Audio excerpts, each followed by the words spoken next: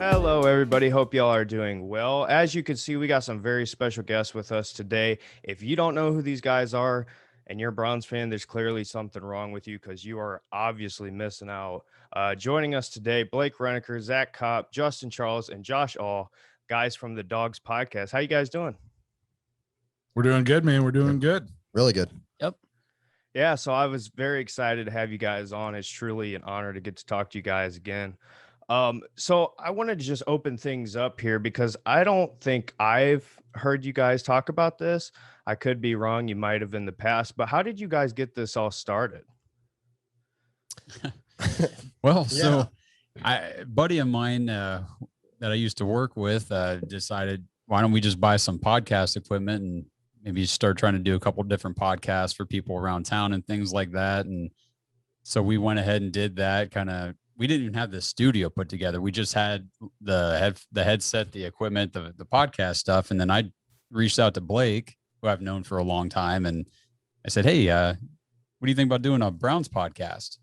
Yeah. And it was, everything was shut down because it was on quarantine. He texted me and says, hey, do you still like the Browns? Yeah. So he's like, well, you want to do a Browns podcast? I'm like, yeah, sure. He's like, okay. And he, do you have anybody else, who'd maybe want to do it with us? And I was like, I think I can scrounge up a couple guys.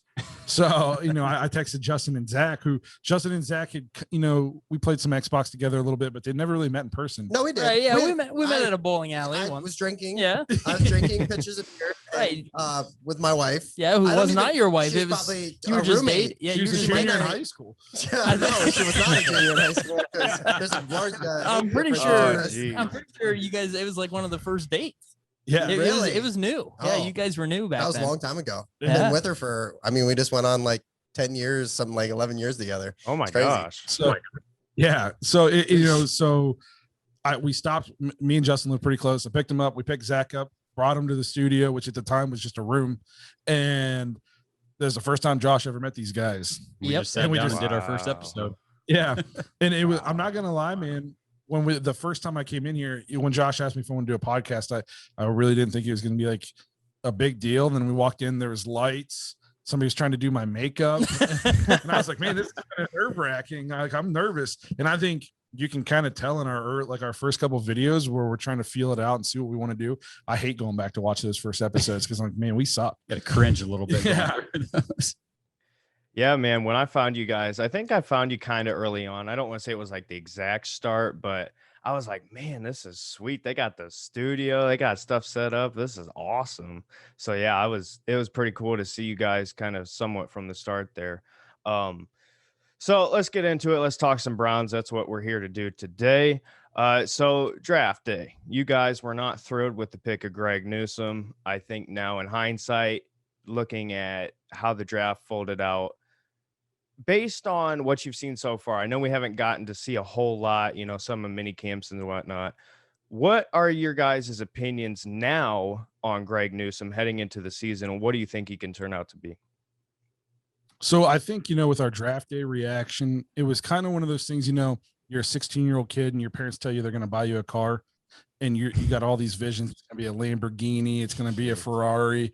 And then they show up and it's like a brand new 2021 Honda Civic, super nice $30,000 car, and you're mad about it. But then after a couple of days, you're like, this is still a sweet car, So we kind of had our eyes on some of the shiny toys. We were kind of eyeing up Bateman and stuff like that. But then like you said, in hindsight, as we kind of stepped back and looked at what the football team needed, he's a great pick, and I know by all accounts he's been amazing in the rookie camps, in the other camp we had. And I think, who was it? Walker said he's going to be super hard to throw against. Yeah. Yeah. I agree with you. Yeah. I think, and two, we had guys that we were targeting. I know I really, really wanted JC Horn, and he went off at like 8 or 9. I can't remember if it was 8 or 9. And we had already been there for 2 hours, 3 hours. And we were looking at another 3 hours of recording, and I'd been drinking. So you don't say. Yeah, we were stuck, stuck at a brewery, tough deal, Yeah. But I think at the time there was a little bit of, I don't even think it was some disappointment, but yeah, like Blake said, we went back, we got to really look at the guy, and then just what you're hearing coming out of Cleveland, out of training camp and mini camps, not training camp, but mini camp. And it's exciting. It's really exciting. And we didn't have to move up. We didn't have to go back. We didn't give up any extra assets. So I think also with the pick of JOK in the second round almost sweetens the deal on that, because JOK was a guy that we were kind of eyeing up. A lot of people thought he was going to go first round. So if you think of just Greg Newsome on his own, yeah, it's a very good pick. But when you pair him with stealing JOK in the second, all of a sudden you become a lot more excited about what the Browns did in the first 2 rounds of the draft. Yeah, that's a good point. The way the rest of the draft developed really helped, bring us around on that first round pick of Newsome, because, we were really high on a lot of the edge rushers. And we were just I think we kind of were more biased toward like, well, which edge rusher are we going to take? Mm-hmm. And then we didn't, and then we didn't. And then by the end of the draft, you realize, well, we weren't going to take an edge rusher anyway. And Clowney wasn't signed at that point. I'm pretty sure Clowney was not on the team. Was he? I'm not sure. I can't remember. He wasn't. He wasn't? He was not. No. So, by the way, speaking of the draft, if you've never covered like a 5-hour live event, man, it's rough. It's tiring. Yeah, and we had a whole schedule of events. We had a bunch of stuff going on. I'm pretty sure we started interviewing. Was it Derek? We started interviewing you, and there was like technical difficulties. Derek was supposed to be on. Yeah, and that was where we couldn't get. I ruined the whole thing. Yeah, and then we come on your podcast. I see how it is. Yeah, but it was fun. No, it was awesome to get to watch it. But yeah, the draft was crazy. And also, I feel like with that draft as a whole, there were so many good corners. I almost feel like that kind of makes Newsome not feel as important. But I think people are going to be surprised. So I was kind of interested to see how you guys' opinions has changed from draft night. So yeah, I'm looking forward to Newsome as well. I saw a thing. It was some Green Bay fan, some small channel, and he did a film breakdown. He's like, man, this guy reminds me of Jair Alexander. And I was like, okay, hold on. Let me take a deeper look into this. But yeah, I'm pumped up for Newsome. But looking at this cornerback room now for the Browns, it is essentially stacked. They have completely reloaded and brought in a ton of new talent. I was really high on Greedy Williams coming out of the draft in 2018. I think he can still perform. I don't know if his injury is going to hold him back or if he can get back to maybe my expectations or even half of that. That would be great. Do you guys think Greedy can get back to being an important role in this defense at all? So I really, really hope so. We kind of touched on this. I think it was either on our episode today or what we did for the Patreon. Yeah. I said, if Greedy gets back to what we thought he was when we drafted him, he was essentially the JOK of that draft. People thought we got the steal of the draft by grabbing him in the second round. I mean, that just takes our defense from, potentially great to top 5, because we drafted him to be a playmaker in the secondary. Now all of a sudden you're pairing him with Newsome, Ward, Delpit, John Johnson. Troy Hill was arguably the best playmaking corner in football last year. I think he scored 3 touchdowns. So I think Greedy could be a very good piece. That being said, I have 0 expectations for him, though. So basically anything we get from him this year is going to be a bonus, because I don't think we can't trust him for anything right now until he proved to us that he can play a season of football. Yeah, I think that, we just talked about this kind of earlier, and I said that I think them taking Newsome, I think that was a little bit of cautious, and what Greedy was going to be able to give you, and taking Newsome, to kind of fill his role, because he's going to kind of step into what Greedy was supposed to be, a starter on the opposite side of the field of Denzel. But I think that Greedy can still play a huge part on this team. We're going to, what Joe Woods wants to do on defense and having multiple people in the secondary, Greedy's going to have time on the field if he's, showing that ability. Now, maybe not what he was with the nerve damage. He's probably not going to be the same player he was before, but if he's anything of what we thought he was going to be when we drafted him, I think he's going to be a pivotal part of the defense. It might not be in a starting fashion, but he's going to be on the field. A role I kind of see for Greedy could potentially be kind of what Money Mitch did for us the last few years, with the exception of last year. He wasn't very good last year. But previous to that, for about 2 seasons, anytime a starting quarter went out, Money Mitch stepped in and played really starting quality football. I could see that kind of being the role that Greedy fills, where, because we talked about this in our episode too, is you kind of expect your corners are probably going to miss a few games. It's just the way the league goes. So if you can insert a guy like Greedy who's going to play at a high level, and so your backup corner is now, a starter level talent instead of a practice squad player, that's just going to make your defense that much better.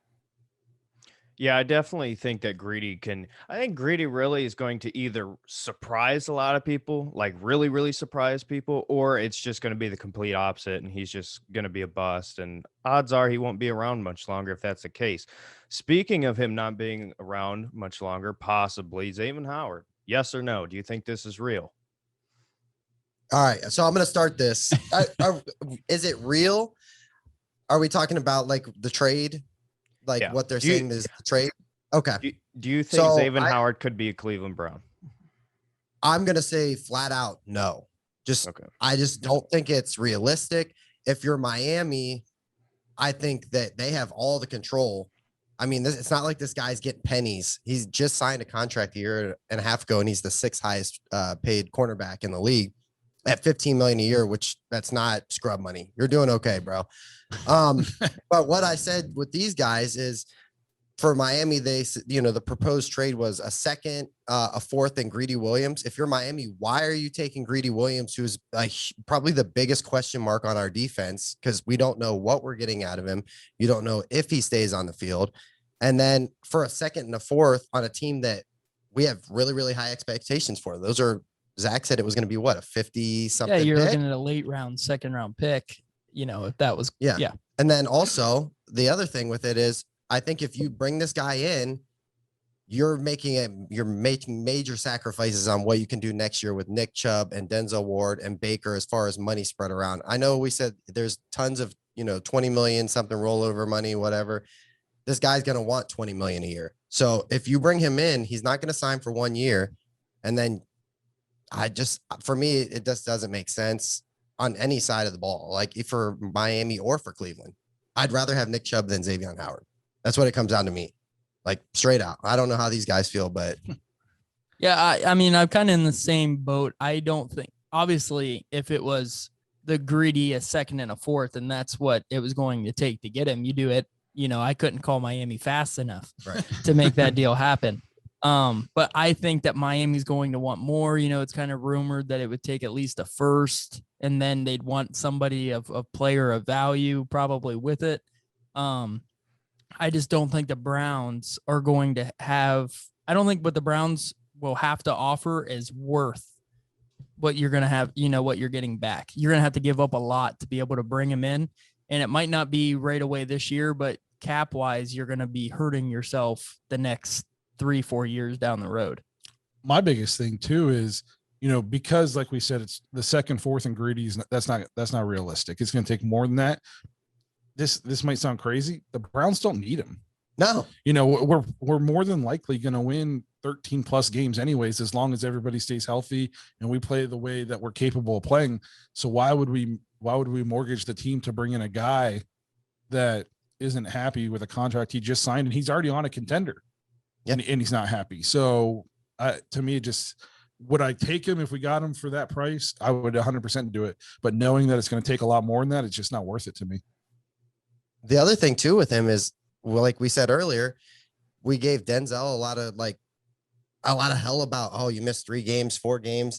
This guy literally missed 11 games last year. He missed 5 before that. Last year, don't get me wrong, played 16 games, led the league in interceptions, led the league in pass deflections, which is great. But before that, he was. There's major question marks for a guy that you're going to probably have to throw 20 to 21 million at to be a top paid and a good player. And you're going to have to give up a draft pick, which it makes no sense to me. Yeah. And I almost think it's really a rare case of, high risk, low reward because of how good this room is. You don't really need him. It's not like you have nobody there now. You bring in Greg Newsome, Troy Hill, Greedy hopefully can get back. they have the guys. I just don't think it's necessary. So I want to shift to the offensive side of the football. And this is an interesting question. I think nobody's really talking about it a whole lot, but should Kevin Stefanski give Alex Van Pelt more play calling? I'm going to say don't do anything different than last year, because I think the offense, the last 10 games or so last year, got pretty explosive. I mean, the Browns had more 4 touchdown halves than any other team, I think. What, we do it 2 or 3 times. And I don't even think we touched our potential last year. I think we were still finding, even by the end of the year, I still think we were finding ourselves. We didn't even have Odell. You know, Nick Chubb missed 4 games last year. Yep. So I mean, if he does give it up, I'm going to trust him, because in Stefanski we trust. But that being, I just wouldn't mess with it. I want continuity, as much continuity as possible right now with this team. Let's finally give Baker some consistency in his career. The poor guy deserves it. Yeah, he does.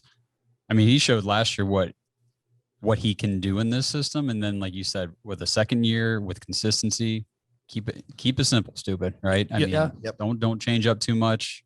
And here's let him thrive. It's not like Stefanski was making boneheaded coaching decisions, game plan wise, clock management wise, because he was so focused on calling plays. You didn't see any of those blunders like we had with Freddie. Ugh. So why?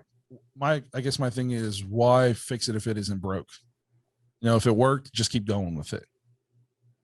Yeah, definitely. So branching off of that, though, regardless of who's calling plays, what additions to this offense from 2020 heading into 2021 are you expecting to see?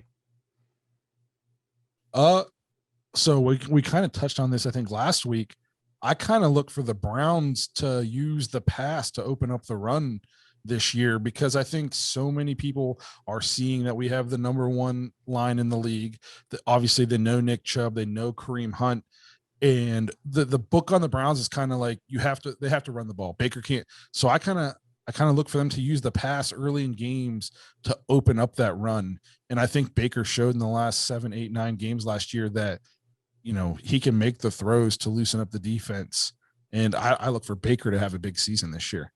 I think you nailed it, man. I think we always joked around that we were like, oh man, this is almost a one-trick pony. Like, Baker's going to have to make some throws. What if it becomes the other way around, where Baker's making so many throws that now you can't put 12 or 11 guys in the box. You can't load the box up and just swarm the run game. I see Nick Chubb and Kareem Hunt having big seasons if it's like that. I mean, they had big seasons last year, and the offense, I like you said, we didn't see half the potential until Odell went out, and it was like a completely different team. Right. Yeah. I'm interested to see, you know, what we get from Odell in the wide receiver core, you know, this season with, you know, is DPJ going to take that big step up and, you know, claim that third wide receiver role as his own? And just kind of seeing what evolves from that. Obviously, Odell's coming off the injury. You know, you hear all the reports that he's, you know, looking great and he's going to be ready to go. And I would say that this is a big year for Odell, because if it doesn't work out with them this year, and they're going to have to make decisions on who they keep, who they don't. I think this is a big prove it year for Odell. So really excited to see, kind of along the lines Blake said about it going to be more of a passing offense at times, because everybody's going to sell out to stop the run, that Odell really could explode, you know, if his chemistry with Baker is better than what we've seen. Yeah, I don't want the DS sports fans out there to jump on me. I don't think I'm not sure I have any. I don't want to make it sound like I think we're going to come out and be 70% throw. Right. I just think instead of coming out in that first quarter and pounding the rock to set up that, we might come out and loosen it up and start the game passing a little bit to loosen up the box and then get into that run. I just think it might be reversed a little bit. It's going to depend on how defenses play us, but the book on the Browns is you have to sell out to stop Nick Chubb or you have no chance. So Baker's going to have to make some throws early in games to soften up that defense to get the run game going, I think. Yeah, it seems like we have all the pieces on offense to be that very sought after, well-rounded, balanced offense, you know, where we can run it and beat you. We can throw it and beat you. We can do both. And it keeps the defense honest. I will say I'm excited to see if we incorporate Schwartz at all. the guy we just drafted. He's got, 4.28 speed or something like that. I don't look for him to, he's not going to catch 10 balls a game or anything, but I'm curious to see if we find 2 to 3 times where we give him the ball on an end around or reverse or something like that, just to try to get his speed involved, because against Kansas City in the playoffs last year, you saw the Browns lacked speed on offense. Their DBs were sitting on routes, and it made it tough. So I'm interested to see if we sprinkle him into the offense. Yeah, definitely. And talking about that third wide receiver spot, I think this is probably the most interesting battle heading into camp. Everybody wants to talk about the corners, and yes, that is a big room there. But with this wide receiver room, it's interesting because obviously Jarvis and OBJ are going to be your ones and twos. That's just how it's going to be. Nobody's going to beat them out. But behind there, you have Rashard Higgins, who is pretty much just a possession receiver, pretty decent route runner. You got Anthony Schwartz, who's your speed guy. And then you have Donovan Peoples-Jones, who's your big, athletic, physical receiver. Who are they going to want to fill that number 3 spot? What type of offense are they going to want to run? Because I personally think that Donovan Peoples-Jones is primed and ready to take over this season. I think he's going to take a huge jump, and I can't wait to see it. But to me, the question's not like who's going to be ready. It's what are they going to want to run? Are they going to want to run more vertical outside? That would be great, because then DPJ can come into effect there. Are they going to want to do a lot of over the middle stuff? Have Baker have somebody to rely on. So with that third wide receiver spot, who do you think's leading there, and who do you think's going to end up winning it in the end? I think it comes down to a couple things. What kind of offense we roll out there. If it's like the offense that was the first 8 games, you didn't hear about Higgins or a guy that we're kind of forgetting about. Kadero Hodge was big time for us last year. Yeah. I think he's one of those guys that doesn't get talked about, and he's very solid. And he might be a guy, I don't even know if maybe he makes a team. They're so deep in that room. Right. But I kind of agree with you, Derek. I think I really, really like TPJ a lot. And we saw glimpses last year of where he shined, but also don't forget about how great that chemistry is with Higgins. Higgins does nothing but just make big time catches for Baker. And Baker is one of those guys that doesn't forget about that. And it'll be a great battle. I think it comes down to what kind of offense we roll out there. If there's 3-4 receivers on the field, then both those guys get opportunities. Yeah, I would say probably Donovan. I would pick Donovan Peoples-Jones to win. I think that he gives you the aspect of, is a big physical guy that Baker's had some big plays with, shows, his skill at catching the football, running routes, but he's also big and physical enough to run block. I think that's a big key to, Jarvis is very underrated when it comes to his run for being a smaller wide receiver.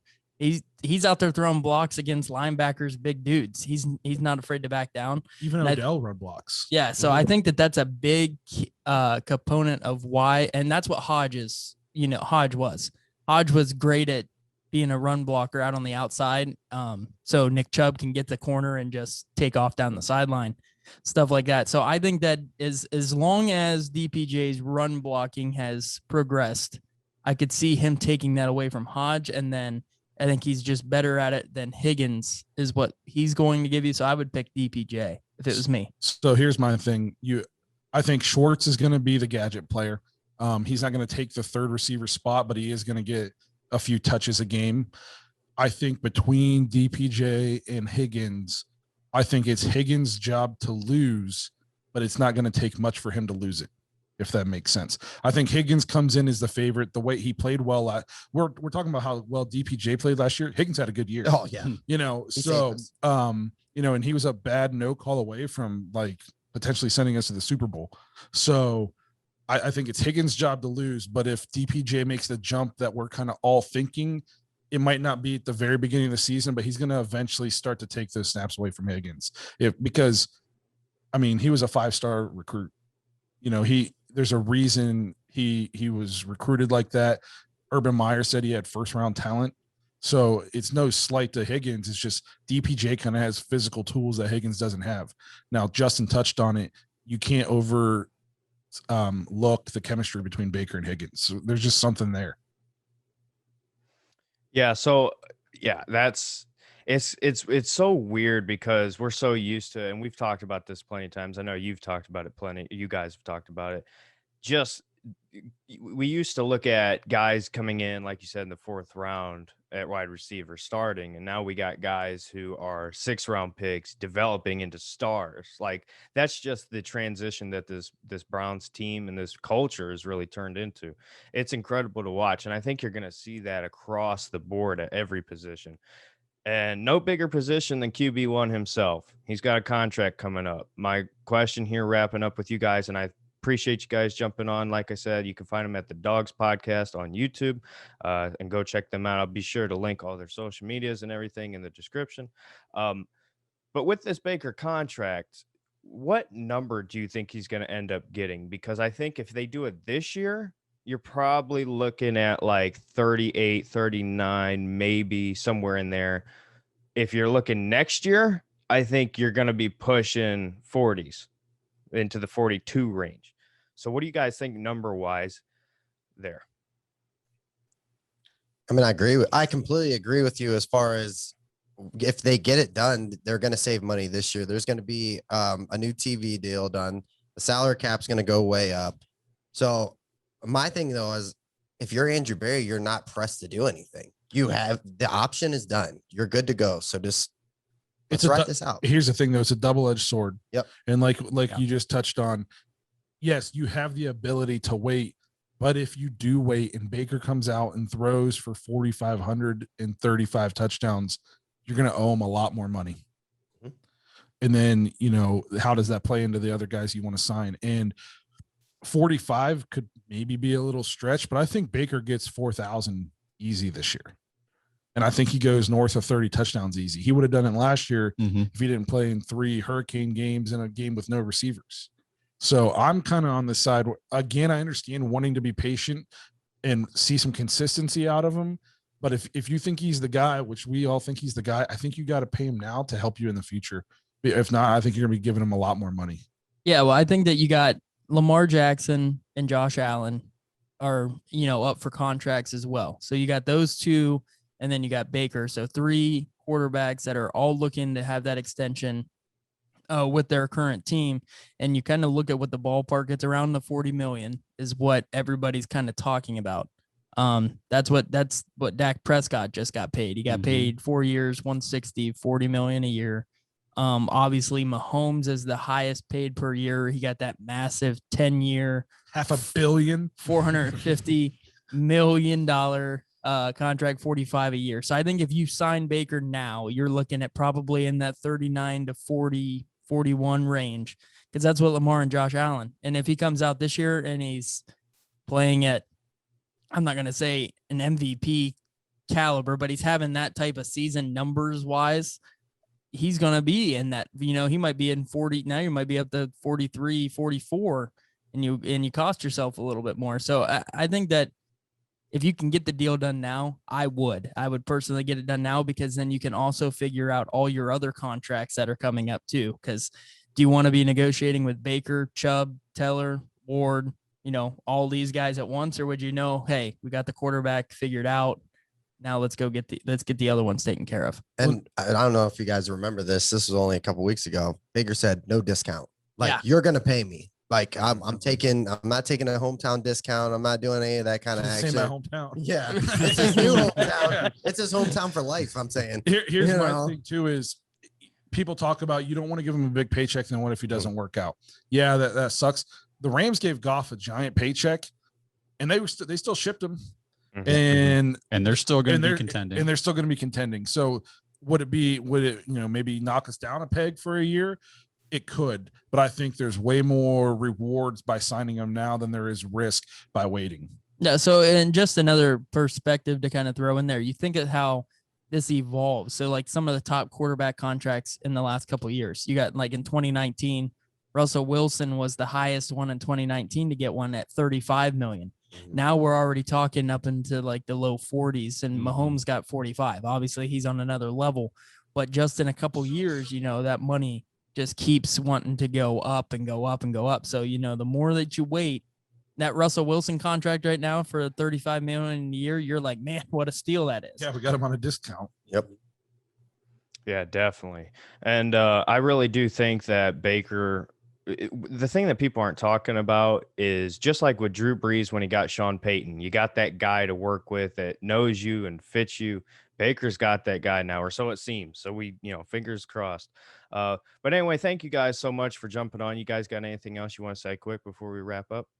Hey, we just want to thank you for Right. being with us. You've been with us since we were doing this in the corner of this room on a little I desk. had a conference table. That's right. Yeah. So we appreciate, you being, with us on our show, and we appreciate you having us on. We do it anytime. Yep. I checked your videos out, man. Love the new intro, bro. Oh, thank you. I'm working on it. That's what I did all yesterday. I was working on that. But yeah, so definitely guys go check them out. I tell you what, if you're like me and you go to work every day and you get annoyed, you get bored, turn on a podcast. That's what I do with every podcast, but especially with you guys. Turn it on, get away from the world for a minute.